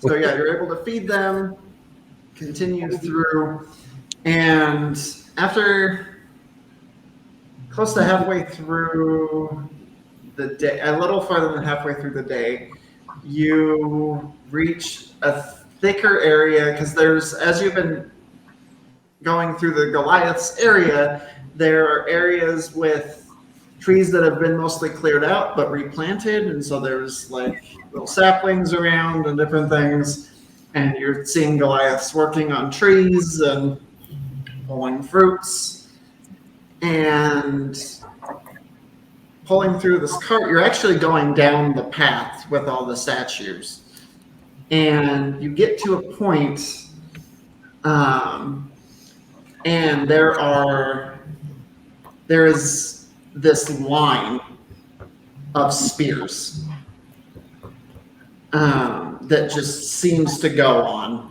through, like past the trees, like you can't really see how far it goes on either side. And there's ways through it, and there is kind of like a gated kind of area, or it's not even gated. It's just like there is an open area with spears on either side, big enough that you can get the cart through. And on one of them is like a old rotted skull, and on the other one there is a fresh head, fresh within like probably a week or so, and hanging under it is a green and blue robe, tattered, with markings of like kind of like elemental markings on it, and just this like horrified face and head like piked on the spear there. And then as you're looking past, every few spears there's like some kind of head or body part, or some are people. There are a few that are like the dinosaur skulls. There are some Goliath skulls that are older. There are a few more of these fresher cultist-like ones as well. And Drumnar goes, "This is as far as I go. Try to bring back Umbala. Try not to die. I actually like most of you. Oh, don't worry, we like you too. You're not one." And he walks I know, I am the one. Thank you. So the robes that are on those with those heads, do we recognize those robes? You would. It's similar, like they're tattered, of course, but it's similar to the robes that you saw on the Children of the Elements that you encountered when they first stole the princess. Do we recognize any of their faces? Huh? Do we recognize any of their faces? You don't. Okay.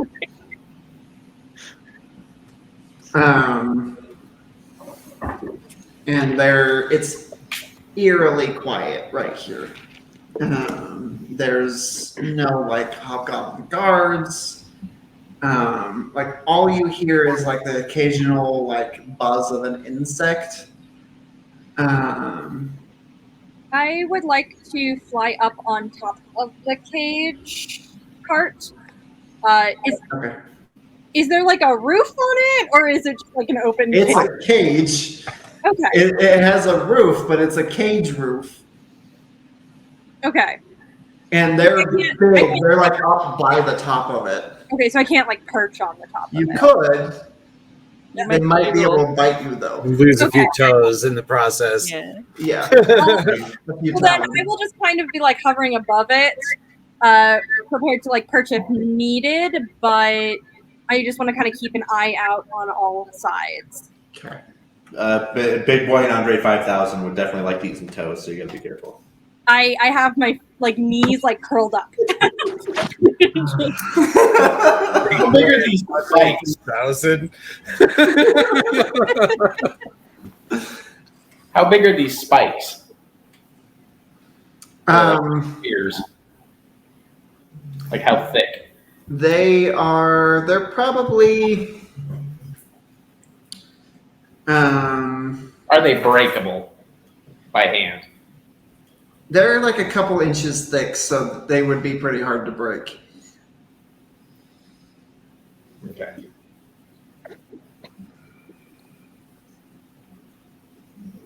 Well, I want to pull off a body part and chuck it to the raptors. Okay. Yeah, a little, like if you walk off the path a little bit, there is like a full like torso of an individual, and he's starting to rot away, and you're able to like pull off a still kind of meaty arm Okay. easy enough. It's rather awful. It's kind of maggoty and slimy, and it smells foul. Okay. I'm basically testing the raptors. I want to see how they react to it. So I'm going to just chuck it in there and see what they do from a distance. They kind of fight over it a little bit, and they eat it. Okay. Good to know. That's all I'll say. I'll go rip off an arm, throw it in there, watch them eat it, and then just say good to know and keep walking. Perfect. Okay. So you all start walking past the barrier or the warning. Cautiously. Okay. Wait, there's like a warning? Wait, what's there? I thought we were on a road. This is all kind of a warning. Yeah, that was the Oh, so it was across the road? yeah. Oh, okay. So it was the fence. It's essentially like it's a bunch of spears that are forming essentially a fence okay. that's a I thought they were line. on the sides of the road, so that's okay. We're now. There are two that are on either side, and this part is open so that carts and things can come through from time to time. Because sometimes they do dealings with the hobgoblins occasionally. All right, I definitely want to stop and like really look around and see if I see anybody, like any sentries, anybody to talk to, any sort of signaling devices. Okay. Might even He's haul slowing down. I would do the same. Okay, give me a perception check. I'm actually going to cast Detect Magic too. Okay. As soon as he was slowing down, I would do the same too. Okay, give me a perception check as well. No, actually, no. Let me rephrase that. I would cast guidance on him. Okay. So add a It's d4 like to your roll. Put together person that we have walking with us. With Abe. Huh? Abe is the most put together person we have walking with us, so I'm casting That's guidance. fair. Wow, you're doomed. Well, I got an 18. I didn't hear what other thing to add, but Roll a d4 and add it. Yeah, add a D4 to it. +1, so 19. 19. Yeah, there isn't like a bell or anything like that, and there doesn't seem. You don't feel like you're being watched at the moment. It doesn't seem like there's anybody around. You don't see anybody. Like you see some insects and small things, but that's about it. You don't see any. I've tapped my mana. Is there any magic gathering? How long does that last? 10 minutes. 10 minutes. So far, no. So as we were walking down the path that Abe was walking down with the statues and he was getting all the information on, is that the same path that we were taking to get there, or was that a different direction? It's the same path. It's still continuing the same way. Okay. So along the It's way, the path with all the statues from time to time. okay. So next question is, in my time in the war against the hobgoblins previously, would I be able to have some kind of insight as to their tactics when it comes to ambushing or those sorts of things? So they don't love to do it. They'll do it to protect an area. But if they're going to fight somebody, they would rather like Head on. head on. Okay. But they will put scouts out and things, and then if somebody is trying to sneak up on them, they might try to sneak up on them to Okay. get the advantage. Got it. So then after realizing Abe never saw anything, he's focused directly ahead. Okay. Yeah, and at that point, my spider senses are kicking in, so I'm going to let the powerful warriors that I'm around lead and I will take refuge in the back. Okay. Yeah, so give me a kind of marching order. I'll take Sure. the point. Okay. Yeah, I'll be right behind him. Okay. And then Abe's taking the rear. I'm still I feel flying like- with the cart. I feel like I'd be like at the back end of the cart, kitten. Who's in the front? Me and Edinburgh. All right, I'm gonna Stop that. I'll give our Goliath friend Go it. Bardic Inspiration, and Okay. also, no, that's good enough. Okay. Any certain way you're given that bardic inspiration, or Yeah, I'll tap him on the shoulder as I turn to walk in the back, and I'll say, "I will protect the rear, sir. I have much faith in your abilities. And this is Goliath home territory that they have owned for over 400 years, and I believe the gods are with you." Thank you for your faith, sir. Though I know nothing of these Goliaths and I know nothing of these lands as you're walking away. I feel like you would say In that. Archie like, next to Sonora, I'll say it's actually 40 years, but he should be fine. I feel like you would say that in the way that like a band geek would say something like about sports to a football player. I'll slap him on the butt as I go.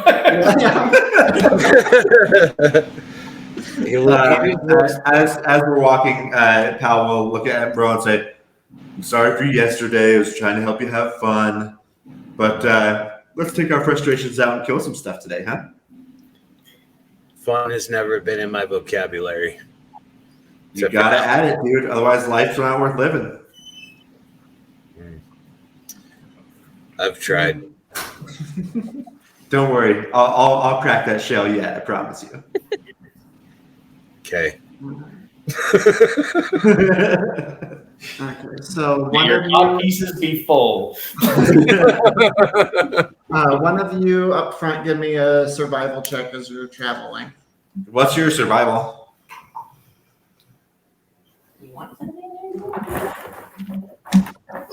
I would probably also. Mine have is the wall +7. circles. +7? Yeah. Yeah, let's give you advantage.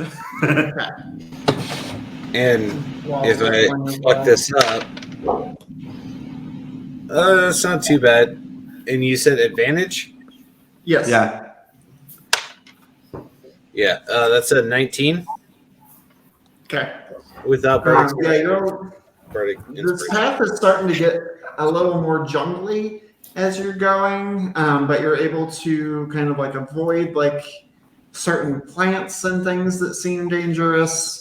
At one point, like you see some rustling off in the distance. Like when I say rustling, it's like trees kind of moving, and you kind of stop everybody for a moment, and it seems to go the other way. And you're fine. Everything's going fine. You're traveling on this path past the boundary for about an hour, and then it's starting to get darker as you go. And then, Kel, as you're kind of like flying above the cage there, there's a flicker of light that hits you. And it's kind of like going over you, and it seems really familiar. Is it like a magical light or like a torchlight of some kind? No, it's the mirror glint. Ooh. Or not mirror, but the medallion that Erebos Oh, will okay. do to signal you. I would look directly at wherever I saw it coming from.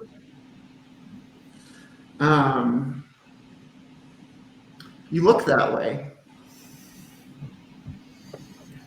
and you can see the castle. Gosh. And you see Erebos. And he's Arkiko, Kel. Come on. and you're drawn to it. Guessing no one actually sees this. But I Everybody's focused and walking. so focused on it that I'm not going to be able to look around, or because I feel like I would glance around and see if anyone else saw what I was seeing. Yeah. You glance back around. You're in the jungle by yourself. Okay. Am I still hovering in the air?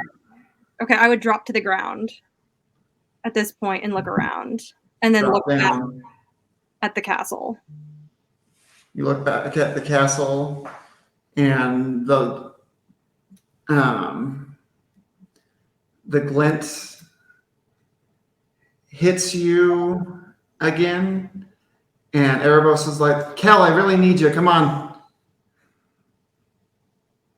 I would pause and just look around again and be like, Pal, Thule, Sonora, Edinburgh, Abe,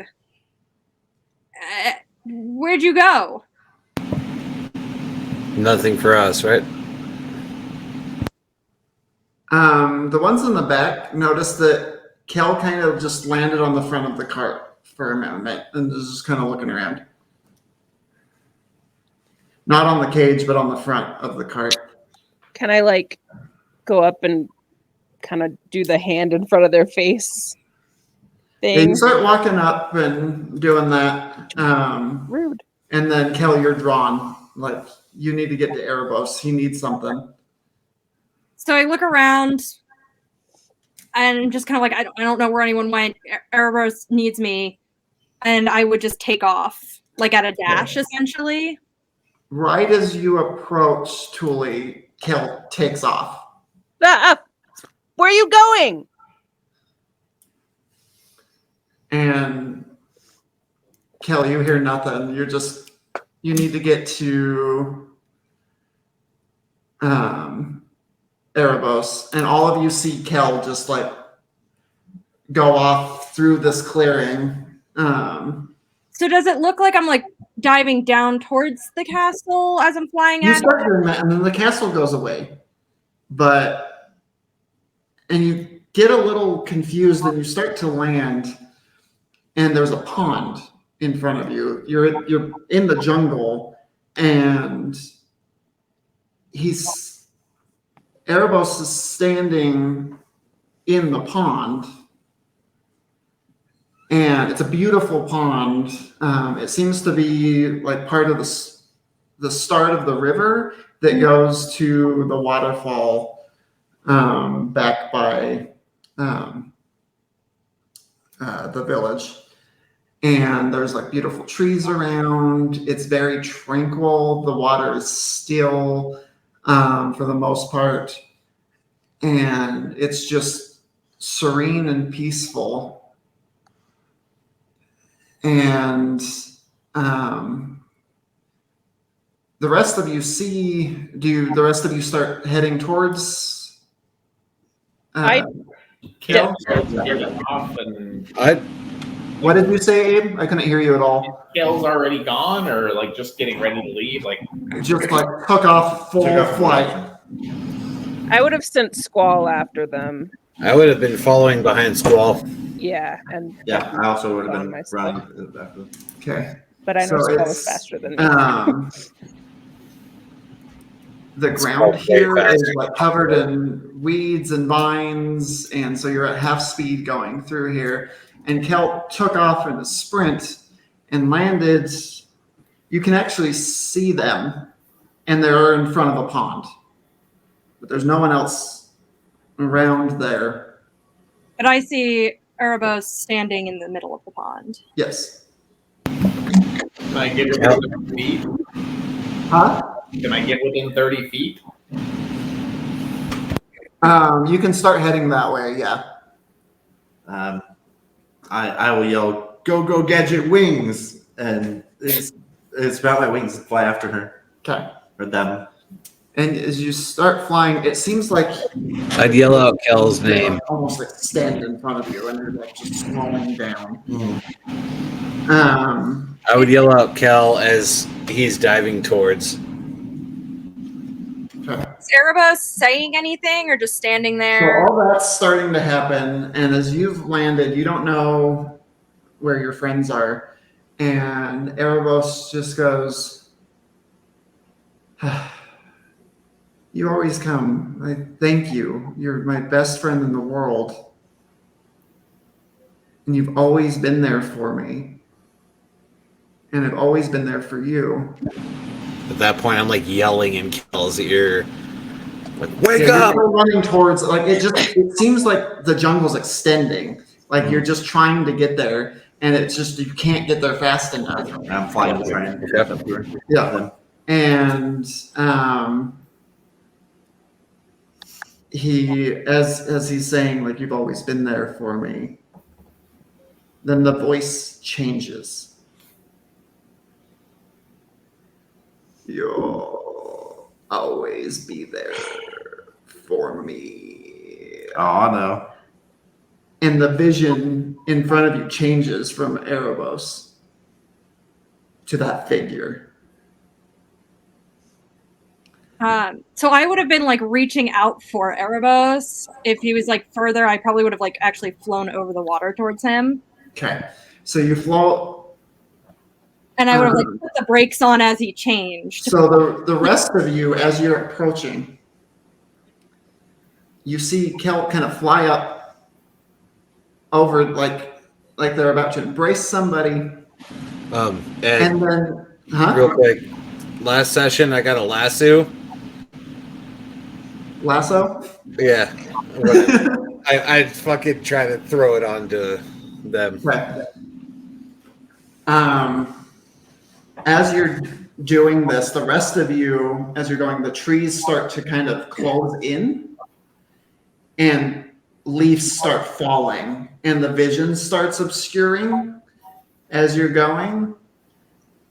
Does this set off my alarms since Yes. I've seen this horrible beast? Especially now, because when Kel flies up is when the plants start to move and the leaves start to fall. And then you all notice there is a figure there with Kel. A shadow of a figure, at least. Towering over Kel as they're in the air. Mm. And the figure says, to only Kel can hear this part, but the figure says, "I've been so alone. I And want to add you to my collection." And then leaves start falling on you, and the fingers grab around you, and there seems to be nothing you can do. And then its face comes close, and that blur goes away. And before you finally see the face of this figure under the crown of thorns and the matted mane and the horns that go back. There's a sunken-in nose, a long, squared jaw, sunken-in cheeks, and these black eyes that are filled with starlight. It looks like little stars kind of going through. And as it talks, teeth that look like thorns of roses. And it says, "I'll release you once your friends fell." And vines wrap around you. And the rest of you see all these vines and this figure kind of wrap around Kel, and Kel gets sucked into the pool. Um, Last thing I before I get sucked in, I would probably be like fighting against it and shouting, like, my friends will never fail. And when you say that, all of you hear that, loud. and that's the first time you start hearing your friends behind you yelling your name and running towards you. You would hear "No Man Left Behind." You can't have them. They're my best friend. And they get sucked underwater. The jungle starts to go back to normal. You reach the pool. How will you get there first? Well, how deep is the pool? Can I see? So you get to the pool, and all you see is a reflection, but it's not your reflection. It's Kel. I'm going to try to dive into the water. You dive in.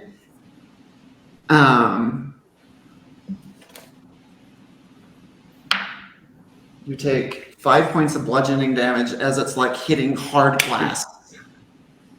And then you pound into it.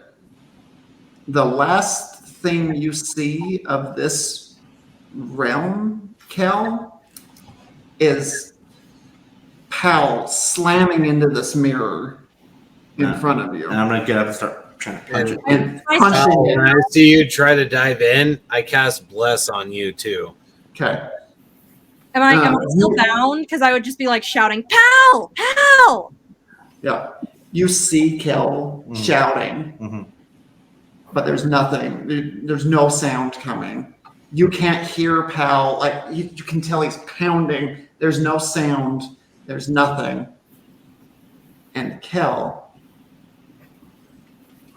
you are in a dark place with a single point of light. At your feet, there's a candle. And the room you are in is a small space with just constantly raining leaves, dead leaves falling all around you, covering the mirror in front of you. The last thing you see is the eyes of Pal as they start to tear up as he's trying to get to you. Edison, I have one thing that I don't know if they would hear it or not, but I would try to cast it. I'd try to cast Sending to Kel. Okay, what would you say? Seeing the frustration of Pal trying to get his best friend out of it, I would hold my holy symbol and say, we will not give up. Oh, sorry. We will not give up. We will find you back to this world, basically. Okay. Do not give in. Do I Cal, you hear that and you get a 25-word response. That wasn't 25, but close enough. Yeah.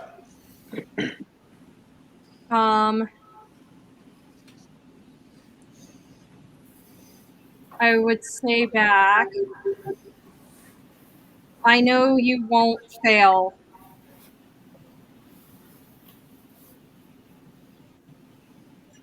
I will see you again once you destroy him.